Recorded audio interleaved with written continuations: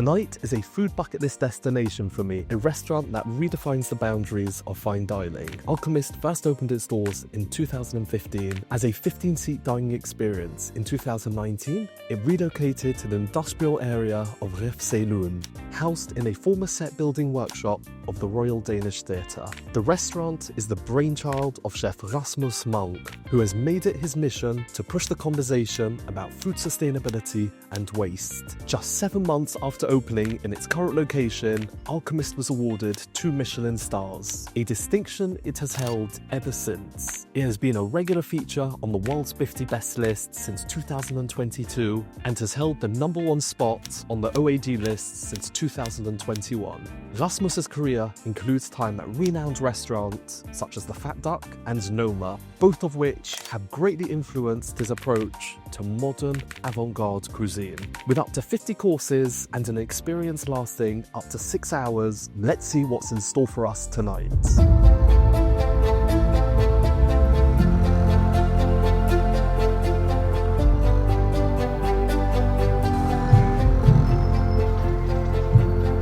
Hello. Come closer to me.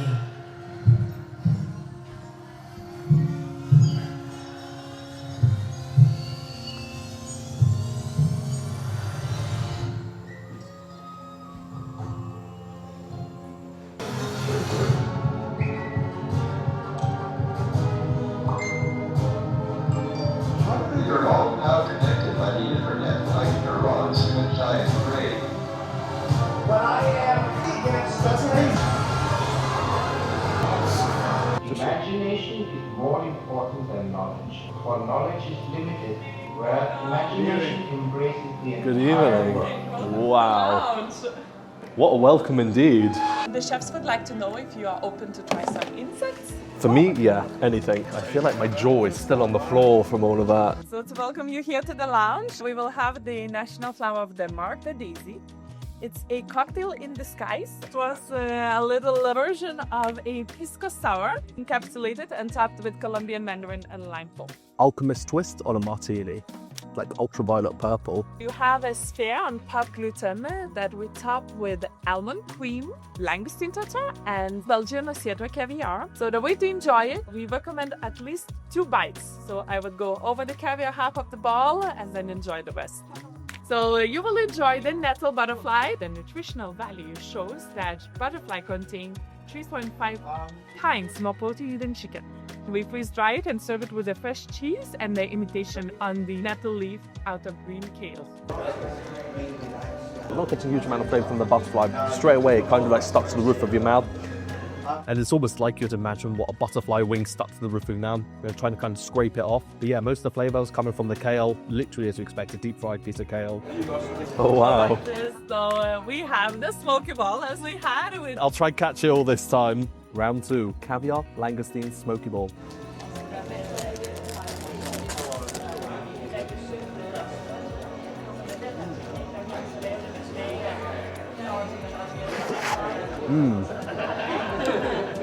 There was a lot going on the table. They bought a side table for the iPad, for the drinks. This one is some new space bread made of soy sauce we cured from Japan. Air barely for around 10,000 extended grams. Let me top it with a little caviar. Oh, it feels slightly warm. One bite. It's almost like melting on my fingers. I can feel it. The caviar's almost overshadowed by whatever's in that bread. Super intense flavors. laksa is the favorite soup for Chef Rasmus. We recreate the laksa flavors by roasted coconut, yellow habanero, and a little bit of pineapple and the shrimp floss. And this diagram is printed out of fermented red cabbage juice. The sappest tension on it is being messed around with. This goes over the edges. Ew.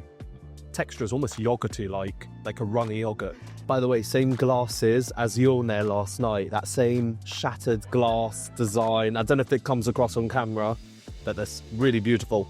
The table that it's all on is like just a block of metal.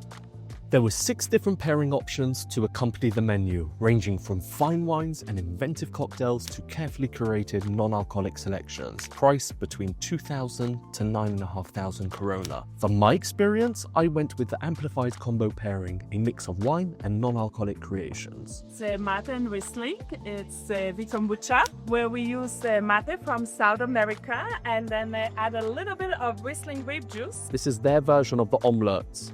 So it's got a beef fat gel, and those black speckles on it is truffle. One bite.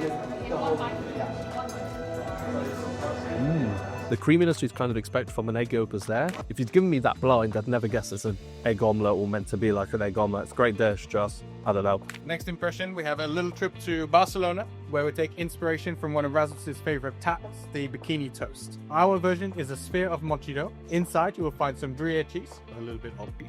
So because of the cooking process, the outer shell is super crispy, whilst the inside has got a slight chew to it. The cheese filling with the beef, absolutely fantastic. Oh, it's amazing. This time it's a solid version of a cocktail. So we create vodka flavor of sea buckthorn together with tonic meringues and fill it with sea buckthorn marmalade. Got like a slightly squashy texture, but it's almost like an ice pop, but the best texture possible. And none of that grittiness when you bite down on it, that sort of like chills your teeth. Great, refreshing, so clean as well. Like the flavor dissipates from your mouth almost instantly as soon as you finish eating it.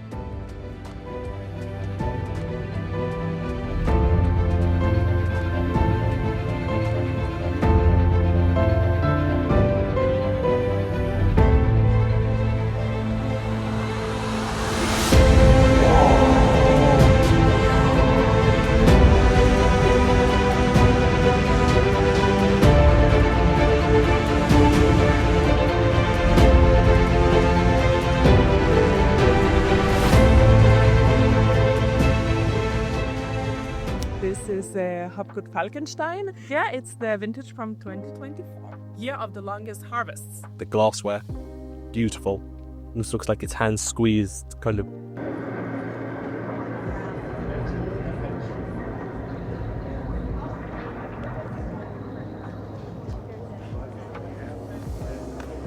We will be continuing here with the moon jellyfish. We would serve it with melon ponzu sauce, a touch of white soya and wasabi oil. So there's little cubes of jellyfish floating in a liquid with some kind of flowers and stuff.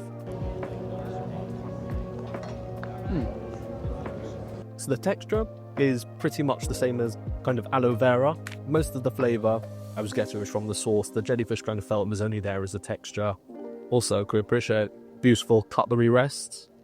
Impression dedicated to George Orwell and his dystopian novel will represent the eye of the big brother who's always watching you. Currently, we fill the eye with scallops hand-dived in Norway, prepared with new Danish potatoes, love it, very quick.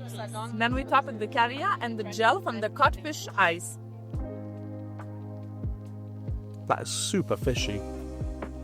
And it's quite a bit deeper than it looks. Like here you can see the pieces of the scallops. On top of it was that fish eye jelly. There's quite a lot going on in there. I'll be honest, I thought the beginning of that dish was slightly too fishy for my liking. Once I got to the bottom of it, I loved it. Napkin for your fingertips, inspired by the trips to Japan. So we will continue here with a little tour to New York. His favorite street food snack would be lobster. On the sides, you will have a dipping sauce. This is buttery emulsion with horseradish and fermented tomato. Feels like almost like a tempura fried something, but then dip it. It's also very interesting. This sauce, it kind of looks like it's got something powdery at the bottom, but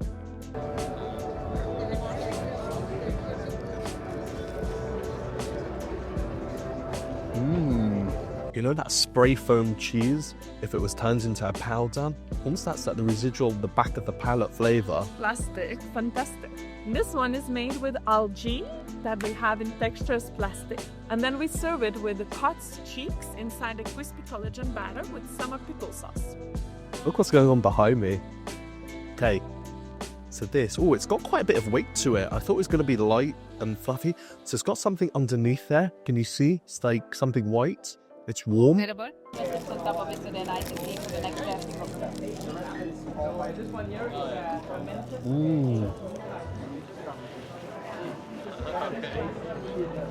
Whoa.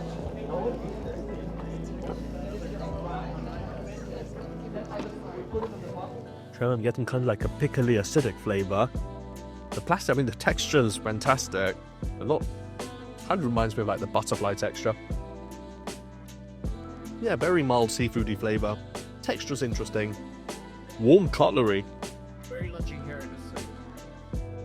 Like underneath you can kind of see it's got that crunchy texture. This part is almost like a mousseline, and then this is the strands of the protein. The sauce is sitting on the bottom underneath there. Whoa. So much intensity and flavour. Chambon Mussini is Spencer Berthaud. We have the vintage of 2018, the Tongue Kiss. Currently, you will discover Danish Sour Kiss. Tomatoes and strawberries, both green and ripe. Some of the key flowers as well as decent flowers from our name. So the way to enjoy it, you have to French kiss it, but don't bite the tongue. Next impression here is inspired by the art world. Lithoprint technique, a technique that you often use when you make images. So we have a white bean stew, we 3D print. So we print it in layers, we inverted it, and then we add a little bit of light. Chips on the side, we fill it with the Spanish aroma. So you can take the chips and you can swipe it into the cream if you dare to do that. That is insane. I taste delicious. These crackers are very fragile though. They're almost translucent. Flavor-wise is good. There is a slight residue on those crackers which can get stuck in the crevices of your teeth. We will invite you inside the head of the chef where one thorn stands out. Brain of the lamb. Currently we feature steamed freeze-dried brain served over a crispy cherry cloud that we fill with a cream of brain and black truffle. It feels very light. So the outside here almost has a meringue texture. It has some flavour as well, very sweet. Inside the creaminess, honestly, if I was given this as a free dessert or some kind of petit four, I wouldn't think twice about it. There's no savoury flavour at all, and even from the brain itself, there's none of that organy, offal-like thing. Yeah, it's a good bite. I would never know it's savoury. Maybe a tiny bit at the back of the palate, almost getting that kind of residual that you'd get from a foie gras pate. Other than that, excellent. I loved it. It's gonna be a little extra glass from us, the Michelin van from Beaujolais. So in 2011, it was the first vintage made. It's pigeon in a grape. So the pigeon is dipped in the melted beeswax 12 times, and then you dry age it for 14 days. It's poached, where you turn the meat every 5 seconds. It's served with a mushroom sauce and fresh truffle. Ooh, the earthy aroma coming off that, absolutely incredible. The texture on that, it's like what I'd imagine chicken sashimi to taste like, but I would never do that because salmonella. I'm not sure I'm a fan of the texture. I'm not a fan of the texture. The flavours though. Chateau Filon Ségur. Here you have it in 96. It's gonna be a little bit more youthful, even though it's 29 years. Chateau Filon Ségur, 1996. Very strange nose. I'm here to present you next impression. We call it airbread because it's light as a crater and consists mostly air. On the top, a foam that is made on roasted yeast, creme fraiche, egg yolk, and a bit more butter. We have a beautiful roast that is made on a beef from Galicia in Spain. We has been aging for 3-4 months. And as we have so many layers, I would recommend you to grab it and have it in one big bite. Yes, please. Whoa. Whoa. The depth and intensity to that beefiness is unbelievable. And the texture of bread, like you said, it was called air bread, has a similar texture to that plastic dish we had. There's not much substance to it at all. There was a creaminess and then that intense beefiness. I love that. But yet again, that residual texture getting stuck in the crevices of my teeth. It's almost like, a puffed corn snack that if you just pull it on your tongue and all the air dissipates and you're left with kind of this chewy residual product. That is what some of the courses here feel like. We continue here with hunger. Salt-cured rabbit fillet sliced and then served with harissa paste and North Atlantic flavors. The way to eat it, roll it up and enjoy it in one bite each side. Pretty. Looks better than it tastes. And by the way, you can ask for bread here as well. Olive oil. Looks almost like a sourdough. Great crumb structure. Lovely looking crust. We will now continue with another kombucha. We made kombucha Darjeeling because it's working with 2 type Darjeeling tea. Whoa, it is so trippy. Impression wiped out. The base is on mealworms. and we feed mealworms on all the citrus skills from the restaurant. And then we make the garum sauce out of those mealworms with ginger and lemongrass. Ooh, it has got a super citrusy flavour. Out of the many hours we've been here and the attentiveness, this is the first time we've actually missed something. That little flower, and I'm gonna eat it. Will we continue with the burned out chicken? Here we would encourage you to free the chicken before you enjoy it. Yeah, sorry, I'm getting a bit distracted here. In this case, you only eat the top parts. Green curry with shrimp, tamarind glaze, and deboned chicken drumsticks.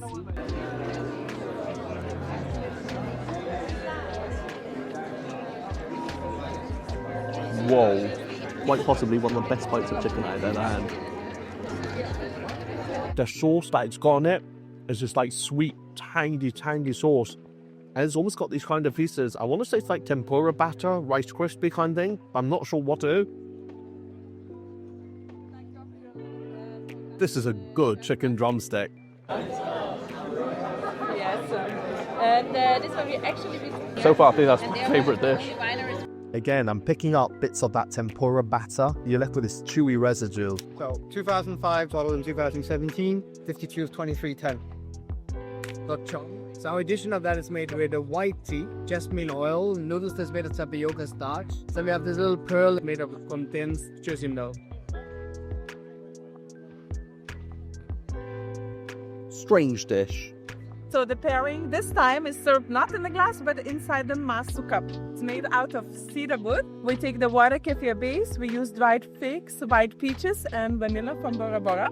On the top comes the foam on the same kefir, heat treated and twice infused with Bora Bora vanilla. It does kind of look like the tiramisus you get in Japan.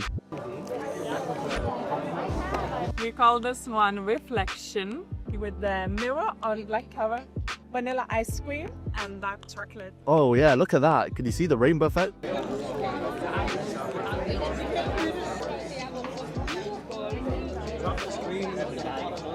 I'll jump in with Oremus Tokayo from 2016 harvest. This one here is by first time I saw the screen in real life. So the way to eat it is eating it from the bottom to the top in a small bites with the spoon. That looks incredible. Interesting, so let's start from the bottom up on this. Oh wow, I just hit that. That's like proper puckering. No, but that is like seriously sour. I can still feel it now. Solid few minutes after I've eaten it. Kind of like at the edge of my new lips over here. Visually, stunning. Flavor-wise, she did say it went from licorice to saffron to the citric acid. I didn't get any of those first few flavors at all. It looked nice though. 8 layers of life, 8 organs to donate, 8 lives to save. So you have the heart, hibiscus and cherries, and fill the heart with deer blood taro.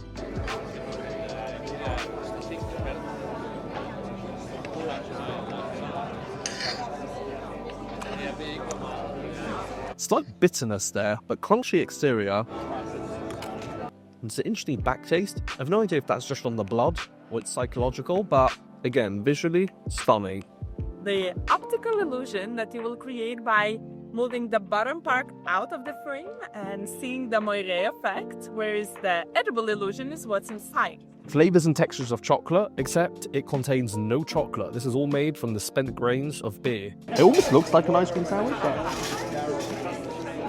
So the middle layer is kind of like aero chocolate, so that aerated. I don't know if you can see that. It's tiny bubble structure going on there. The middle layer and the bottom, I'm not terribly convinced, but the top layer tastes like chocolate, looks like chocolate, has that perfect tempering to it. Snappy.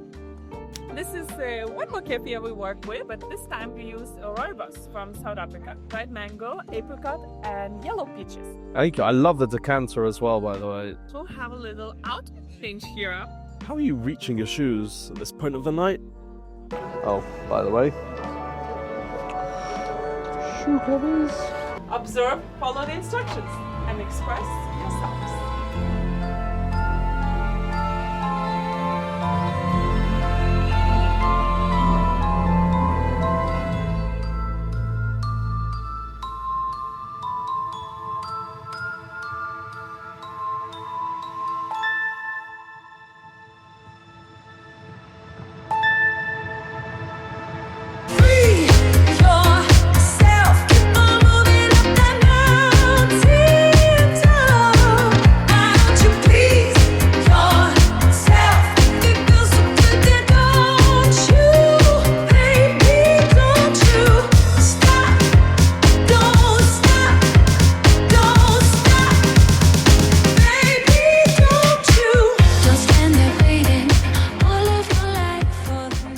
coffee time.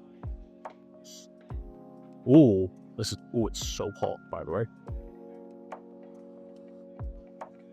That cup is actually too hot to hold. And then you have an amberstone. Honey and ginger and small ants. Honey is from Tasmania, leatherwood, so quite powerful. Fresh ginger, and then the ants just give it acidity.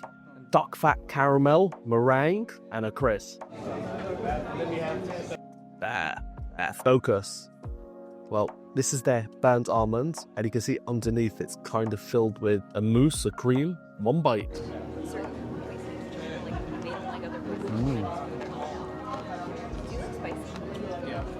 So we end with the flavor saver.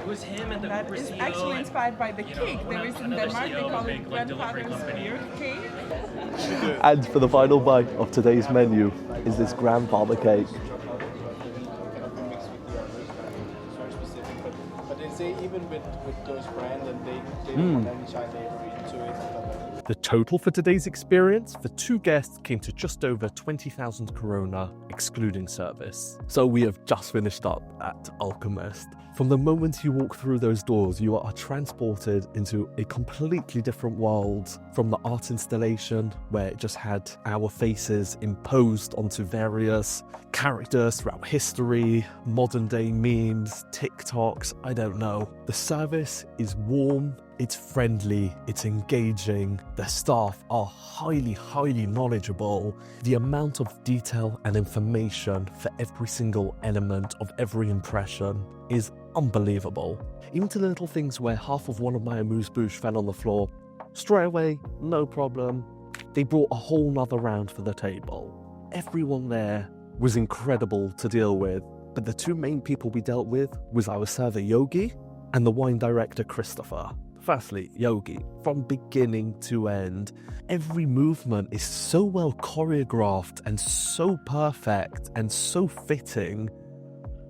It just feels like the whole thing is orchestrated. Incredible service, really. To have someone like Christopher on board, who was so knowledgeable and understood everything and was just willing to sit there and discuss different options and go through all the things, was unbelievable and really elevated the experience. The dining room, well, can you even call it a dining room? There was 3 main spaces where we were. There was the lounge area where we had the amuse-bouche overlooking the test kitchen. Then there was the dome. And then there was the lounge, I guess, afterwards, where we went upstairs. The wine cellar, incredible. And despite there only being 9,000 bottles or so, it's just the way that they had it set up. It was incredible. It just went on and on as far as the eye could see, floor to ceiling. And when you say floor to ceiling, we're talking 20-meter high ceilings. Incredible selections. The dome, I mean, it's one of those things where as much as you could hear somebody talk about it, see the pictures, see the videos, you've actually got to come here to experience it. It's just everything from the visuals to the precision to the presentation.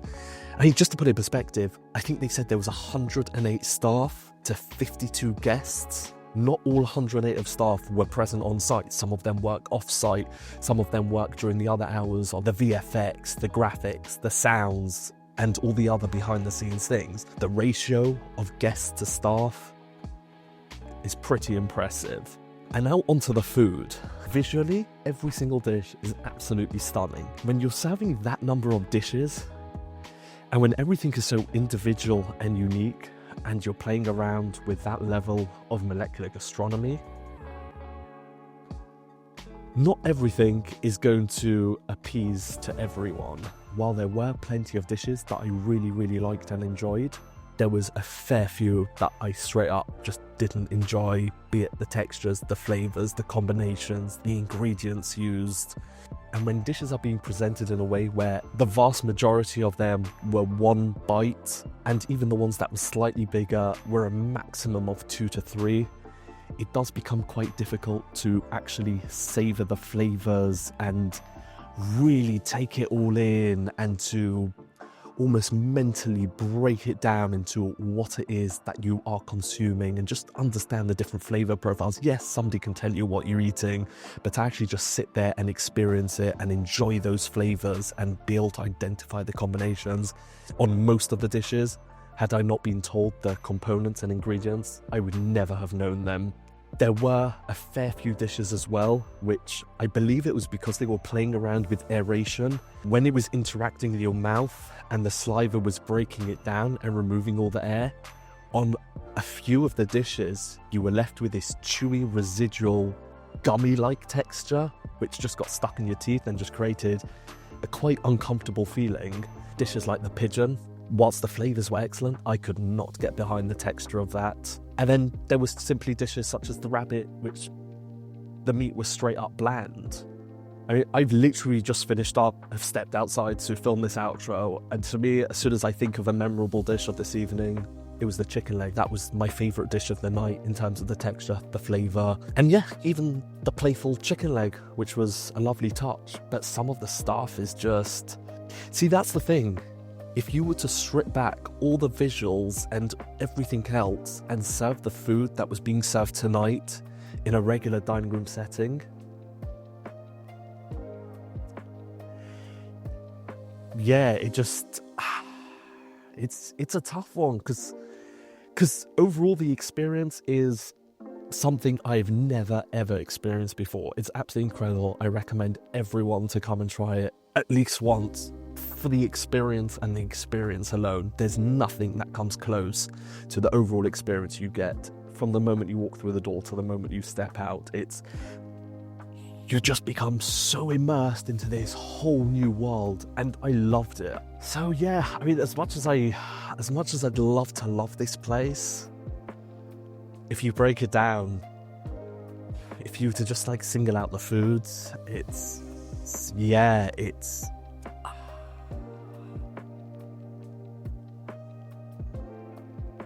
Thank you for watching. On to the next one. Goodbye.